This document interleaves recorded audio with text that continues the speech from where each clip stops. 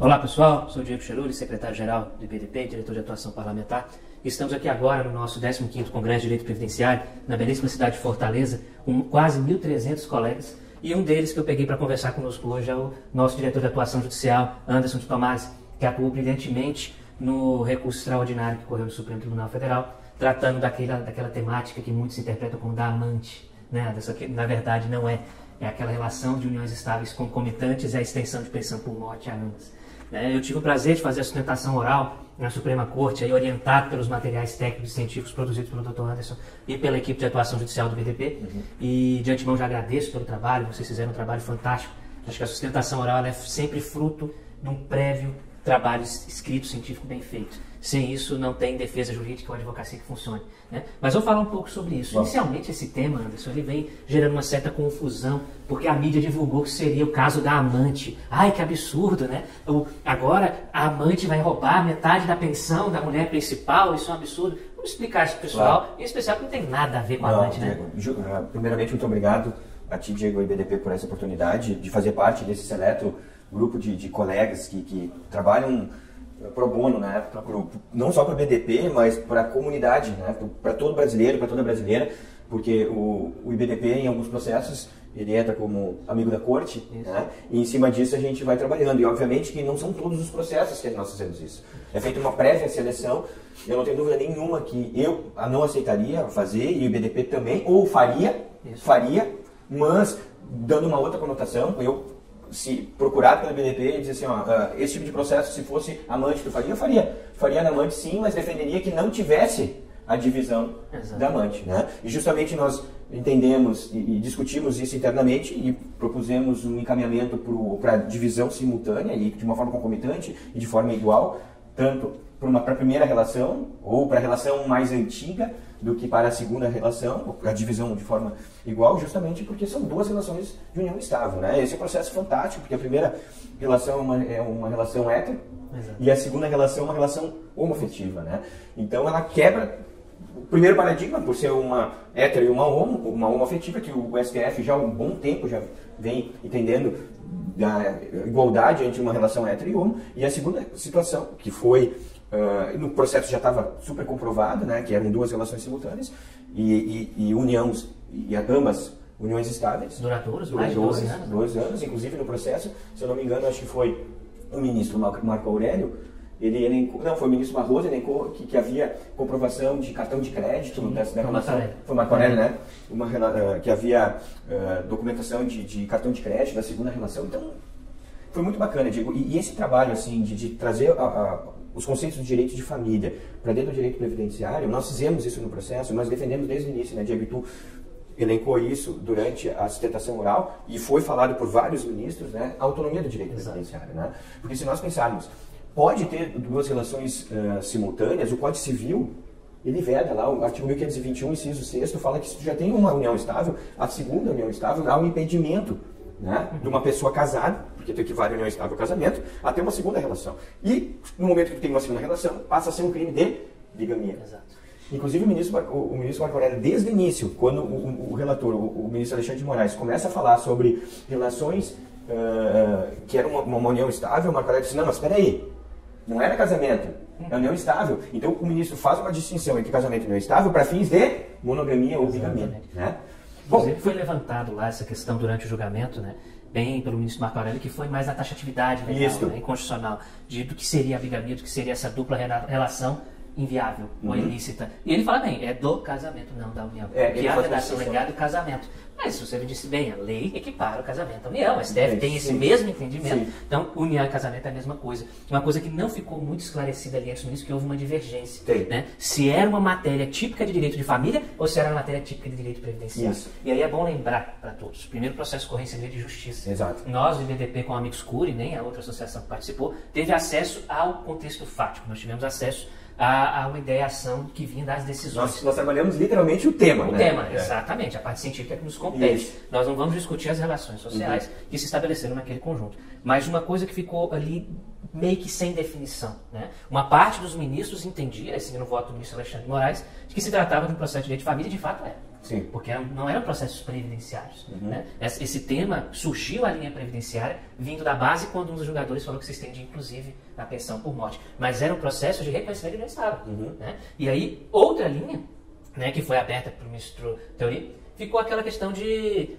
Vem cá, e a pensão por morte? E os efeitos previdenciários, que foi o que foi levantado. Então ficou duas linhas. Um lado direito de família, outro lado direito previdenciário. E nós viemos falar do direito previdenciário. Isso aí. Né? Nós deixamos bem claro isso. Deixamos bem claro. Estamos tratando de direito previdenciário porque esta relação de família tem relação de direito previdenciário. Isso aí. E lá durante a sustentação fiz questão de reforçar a questão da ordem social. Várias vezes. O direito previdenciário protege a ordem social. Se há dupla união concomitante, a dupla dependência, a ordem social deve proteger o núcleo dependente. Independente se é um, se é dois. E no caso eles ainda se conheciam, que é ainda mais díspare. As uniões estáveis eram conhecidas, uma conhecia o outro, e era público e notório, e havia dependência de fato. Só que a Corte ainda não conseguiu firmar essa concepção. Trata-se de direito de família ou trata-se de direito previdenciário? O Fachin deixou muito claro no voto dele, Fachin deixou muito claro no voto dele, né, que ele entendia que haveria sim a possibilidade de divisão, desde que fosse uma união estável putativa. O que é uma união estável putativa? É que a segunda união estável, ela fosse de boa-fé, e ele diz, a boa-fé ela é objetiva, né? E para nós desconstituirmos essa boa-fé, a parte contrária vai ter que fazer a prova de que a segunda relação, ela tinha conhecimento da primeira relação. No momento que tu tem conhecimento da segunda relação da primeira relação, passa a ser uma união instável que, segundo o ministro, não tem direito à pensão por morte. Porque a putativa pressupõe que eu sou um terceiro de boa-fé. Eu desconheço que ele tem uma primeira relação.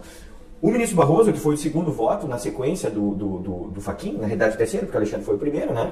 Ele firmou isso aí. Então, se passar essa tese, que faltam 3 ministros, né? O Celso de Mello, o Dias Toffoli e o Luiz Fux, eu tenho certeza que vai ser direcionado a ser putativa se haver a possibilidade que seja concedida na putativa. Mas eu queria te perguntar uma curiosidade, Diego, porque advogar nas Supremas Cortes, eu não tenho dúvida nenhuma que é o auge da advocacia, né? Eu acho que todo advogado quer se sustentar na STF e passar naquele momento, né? Aquele frio da barriga que eu não tenho certeza. Eu acho que o advogado mais experiente do Brasil, quando vai no STF, ele vai sentir não a tensão, mas aquela vibração de tu estar na Suprema Corte, cara. Como é que passou na tua cabeça aí? Qual foi a sensação? Obviamente tu estudou, porque na véspera nós conversamos bastante, né? Tu estudou os memoriais e o tema em si. Qual foi a tua sensação? Foi uma sensação inovadora, diferente. Inclusive, pessoal, eu sugiro que vocês deem uma olhada, o ministro Barroso cita, durante a explanação do voto, a tua sustentação. Né? Foi inclusive um momento, um ápice, né? Porque fazer sustentação em tribunais é algo mágico, né? Você ir num tribunal federal, num tribunal de justiça, numa junta de recursos, onde tem 3, 4 julgadores. Quando você enfrenta, de fato, o Supremo Tribunal Federal, sempre dá aquele friozinho na barriga, sempre dá aquela percepção de estou aqui. E junto dessa responsabilidade, dessa obrigação, vem uma missão importante, que é fazer o melhor. Quando tratamos ainda de representar o IBDP é diferente, porque quando representamos os nossos clientes, nós temos uma linha, uma parte a defender. Quando representamos o IBDP, nós representamos uma ciência. E, felizmente, hoje os tribunais nos ouvem muito. Então, não nos é permitido errar. E isso aumenta o nosso frio na barriga, a perna bambeia.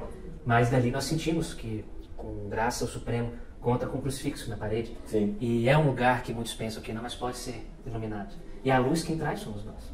Então, sempre que subir, que é uma dica que eu dou, se imagine como uma lanterna, como uma luz, em especial de conhecimento, de verdade e de fé, para aqueles que estão ouvindo, né? Então, durante a sustentação foi muito legal, porque nós conseguimos obter a atenção da maioria dos ministros, né?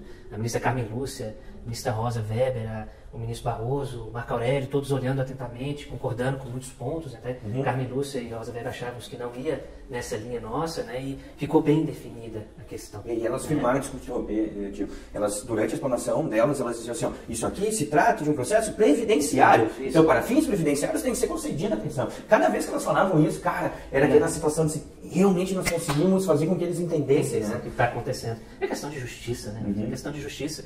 E para nós essa responsabilidade é muito grande de falar no Supremo Tribunal Federal e de lembrar que aquela decisão vai valer para todos.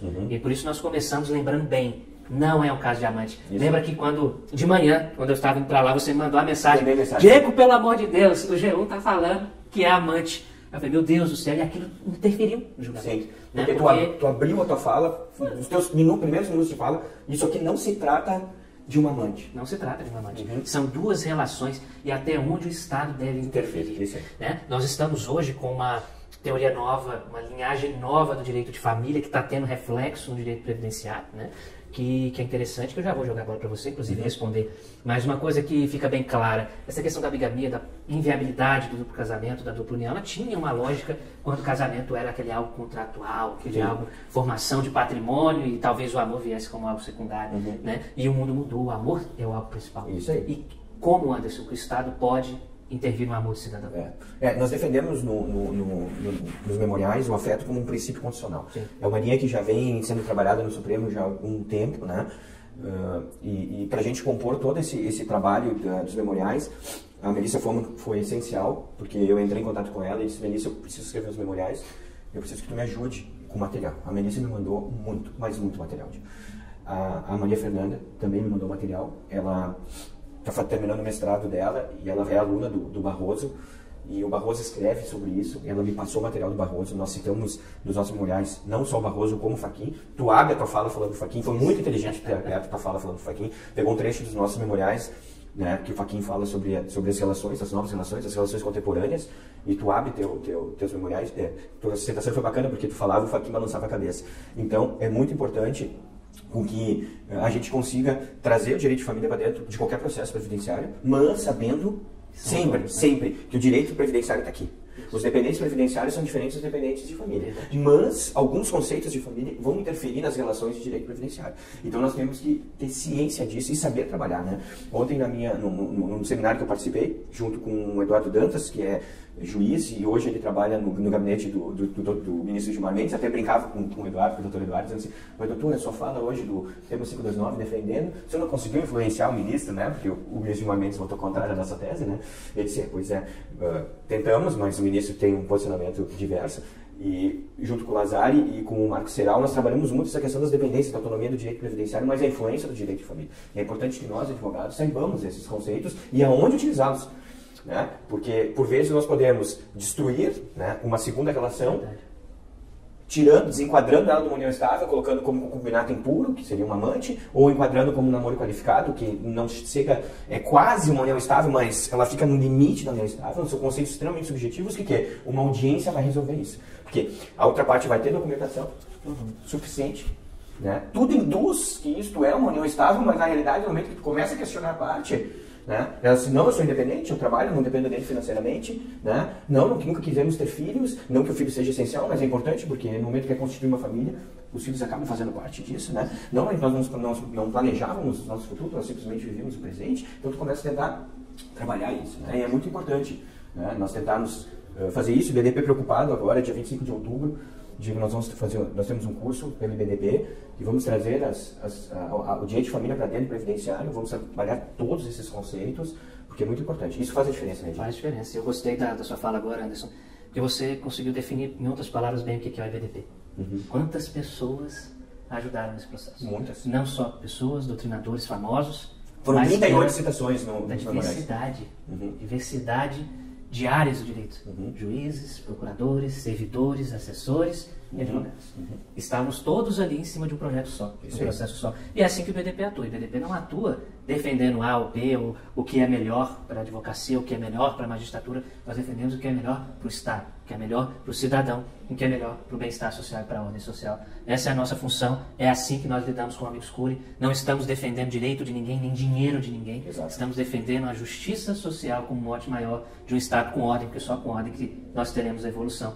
E para finalizar, sobre aquela questão do julgamento, ainda ficou um outro ponto, né, Anderson? Que o que ficou marcado ali era uma disputa, uma corrida.